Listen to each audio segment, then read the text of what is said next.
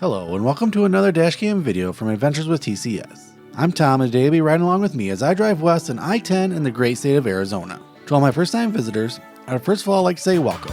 If you enjoyed this video, I'd appreciate it if you could hit that like and if you haven't already, that subscribe button because it is enormous help to me in being able to create more videos just like this one. I'd also encourage everyone to leave a comment on this video and I do my honest best to try to apply to everyone as soon as I can. So this video will begin where the last one left off as we drive on I-10 in Tonopah towards California. As we continue west on I-10, we'll drive the Brenda Cutoff through the Sonoran Desert to Quartzsite, which is on the doorstep to California. This video is from the third day of my 10-day adventure to California and back, which will include video from a handful of national parks and monuments, as well as over 6,000 miles of dashcam footage from states like California, Nevada, and Utah to just name a few, so make sure you're subscribed so you don't miss anything. But for now, I'm going to keep driving west on I-10 in western Arizona.